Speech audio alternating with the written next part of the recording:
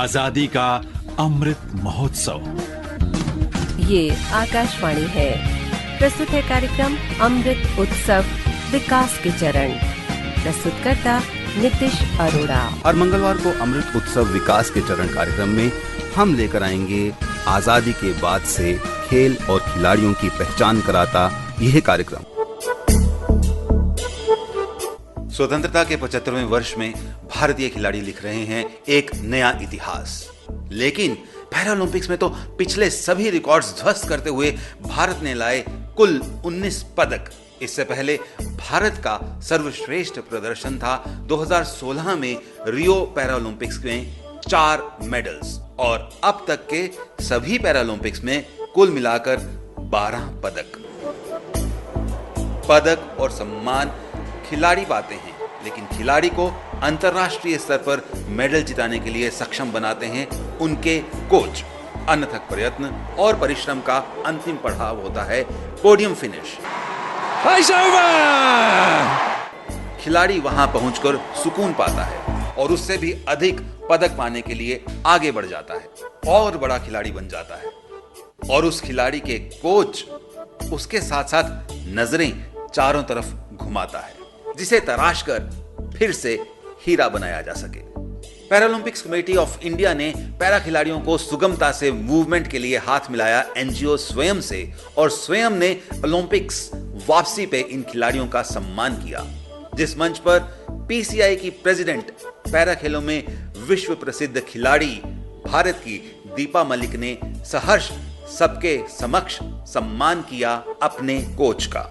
My mentor, my guru, my guide, philosopher, and now colleague, Satyanarayan जी। तो आज अमृत उत्सव में आपको मिलवाते हैं सत्यनारायण शिमोगा जी से, team coach of 2020 Tokyo Paralympics खेल। सत्यनारायण जी से मिलवाने से पहले चलते हैं 2016 के रियो पैरालंपिक खेलों में। At 189 jumps into gold medal position.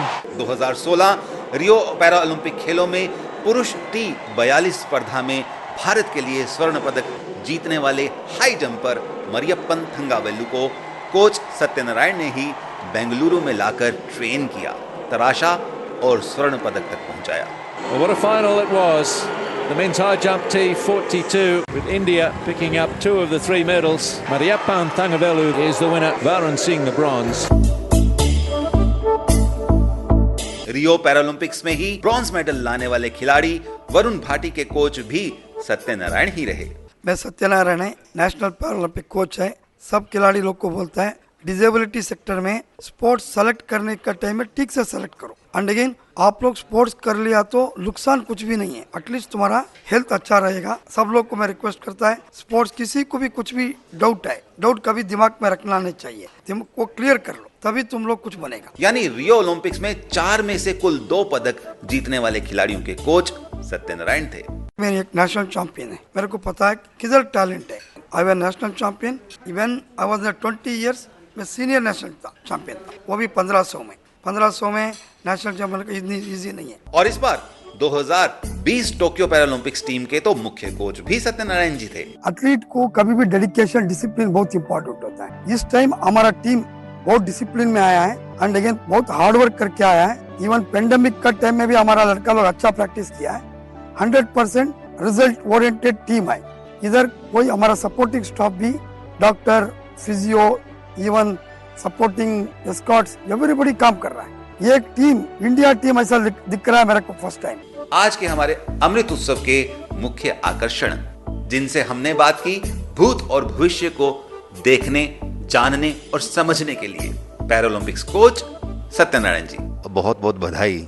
इतना अच्छा प्रदर्शन रहा। क्या चलने से पहले हमने इस प्रदर्शन की उम्मीद रखी थी या इससे भी ज्यादा की? टोक्यो जाने से पहले ही हम उम्मीद तो रखा था, बट हम लोग एक्सपेक्ट कर रहा था 12 to 15 मेडल। हमारा 12 to 15 मेडल से भी ज्यादा मेडल आ गया और ये परफॉर्मेंस रियली एक्सेलेंट परफॉर्मेंस है। आगे वाले एथलीट को, यंगस्टर्स को बहुत इंस्पिरेशन भी हो गया एंड अगेन कंट्री में भी अवेयरनेस क्रिएट हो गया इस टाइम।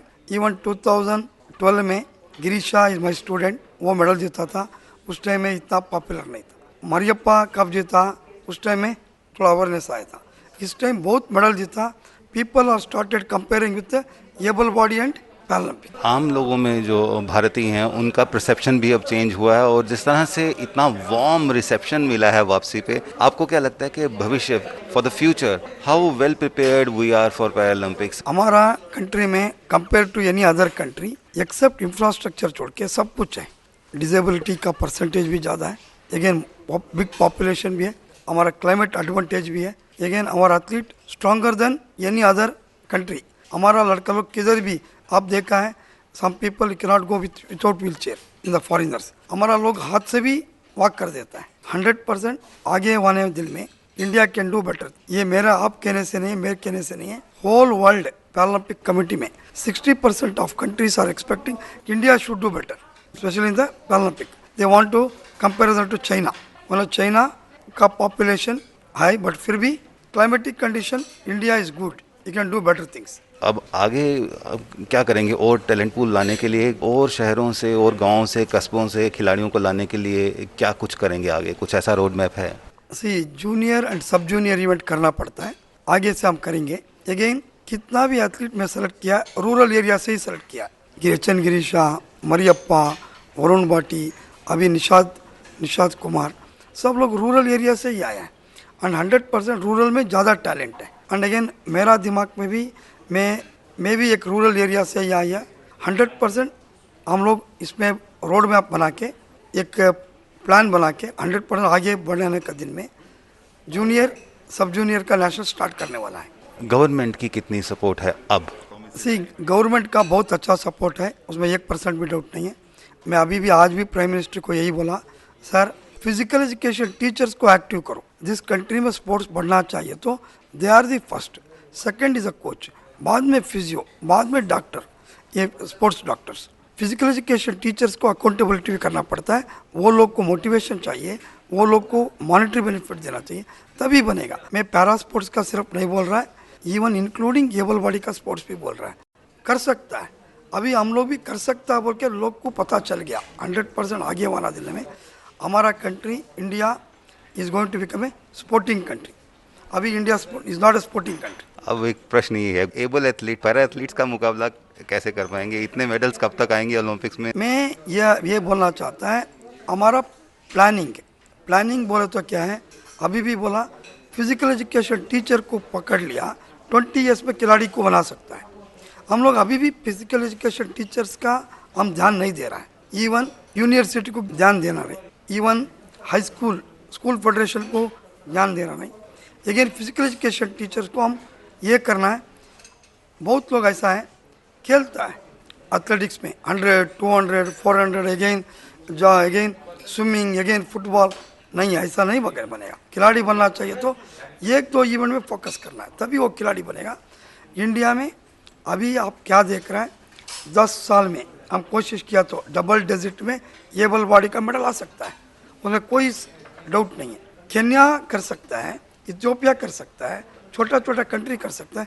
इतना बड़ा पॉपुलेशन, इतना बड़ा क्लाइमेटिक एडवांटेज. अगेन इंडिया में क्या कैश अवार्ड मिलता है, इतना कैश अवार्ड दुनिया में किधर भी नहीं मिलता है. ये बहुत लोग को ये पता नहीं है.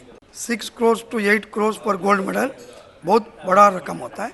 स्पोर्ट्स में हम बहुत आगे लेके जा सकता है. स्पोर्ट्स मेडल एंड सर्टिफिकेट को देखना नहीं है. हेल्थ कंट्री, इस कंट्री हेल्थ कंट्री होना चाहिए तो स्पोर्ट्स को ज़्यादा पुश करो, इनक्रेज करो, तभी हमारा कंट्री वेलनेस कंट्री हो जाए. थैंक यू सो मच, धन्यवाद. दिव्यांग खिलाड़ी अगर एक नया इतिहास लिख रहे हैं तो उसमें प्रयास हमारा और आप सबका भी है. और ऐसा ही प्रयास इस बार उनके साथ किया स्वयं ने, जो उनके एक्सेसिबिलिटी पार्टनर्स थे. भारत में और भारत के पैरा खिलाड़ियों में इतनी सक्षमता है कि वो आने वाले दिनों में टॉप पे आ सकते हैं. 4 से 19 तक का जंप कुछ कम नहीं है. अब 19 से हमें 99 तक जाना है. आजादी का अमृत महोत्सव. अभी आप सुन रहे थे कार्यक्रम अमृत उत्सव विकास के चरण. प्रस्तुतकर्ता नितिश अरोड़ा.